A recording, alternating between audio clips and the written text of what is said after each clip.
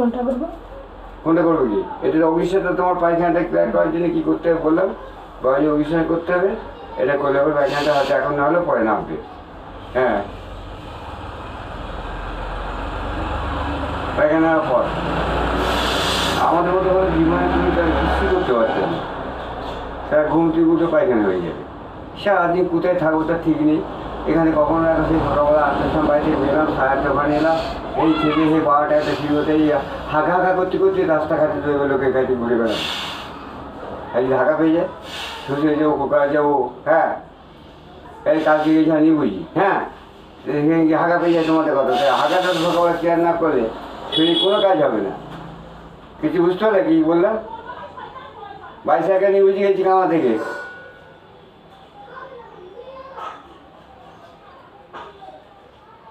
বুঝতে পারছো সব? একবার নেওয়ার পরে স্টেট হবে। কি বলছে আমি বলে দিয়েছি পরপর।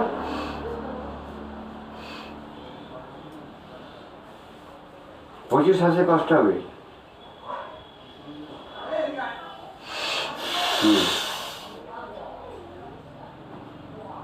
হ্যাঁ, মাছটা হয়েছে, ঠিক আছে।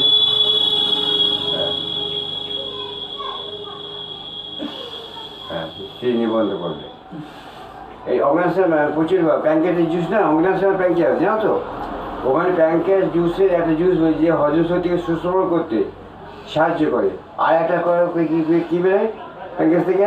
ইনসুলিন তৈরি হয়। ওটা কি প্যাঙ্কেজ তৈরি হয় তো? ও রক্তে যাবে। তাই প্যাঙ্কেজের দুটো ফাংশান, একটা বারবার জুড়ছে এরকম মধুর চাকের মতো এখানে। ওই প্যাঙ্কেজ থেকে বুঝলে, প্যাঙ্কেজটা একদিন দেখিয়েছি, বুঝিয়েছি। ওই প্যাঙ্কেজ থেকে কী হবে, প্যাঙ্কেজের জুস বেরোবে, সে হজম ক্রিয়া সুসম্পন্ন করতে প্রচণ্ড কাজ করবে। হ্যালো, বুঝছো? আচ্ছা, হজম ক্রিয়ার যে সমস্যা হচ্ছে তোমার, কাঁচা লঙ্কা খাওয়ার আগে খাও? না না, খাওয়ার সঙ্গে না।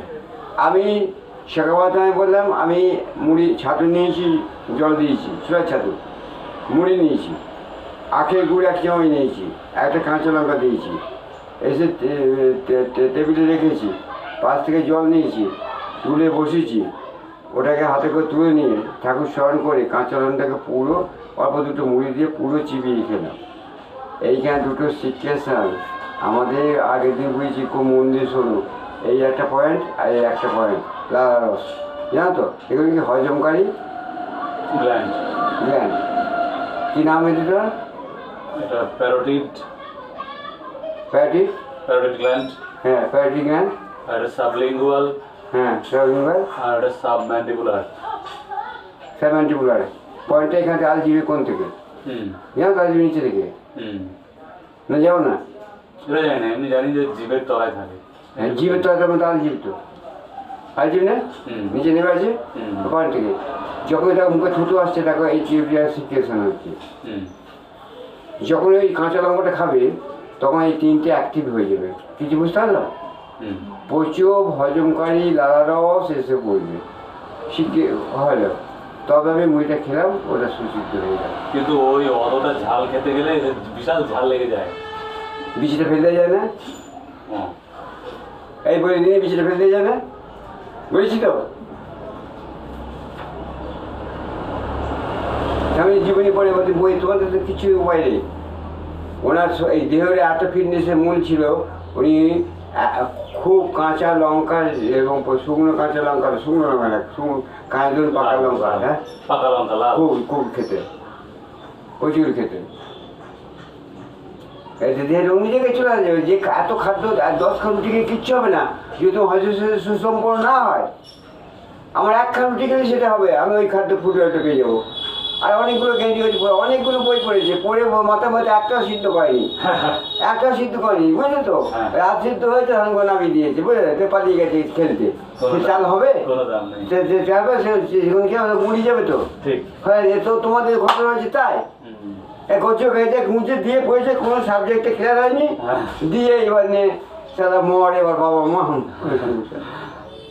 বলো দিদিমণি ক্ষমা করো, সময় নষ্ট, সময় নষ্ট, ব্যায়াম করাতে এসছি, এতখানি মেন্টাল হেলথ তোমাদের বাড়াচ্ছি। আবার বলে গেলাম, স্বামীজি বলেছেন আর যে বিবেকানন্দ থাকতো তাহলে বিশ্ববাসী বুঝতে পারতো যে কী করে দিয়ে গেলাম। আর দ্বিতীয় কোন লোকের যে ব্যায়াম বেরিং করে তুমি বুঝতে পারো কোথায় ব্যায়াম সেন্টারে গেলে যে এটা তুমি পাচ্ছ না। কাকে মহিলা ফোন করেছে বইয়ের মেয়ের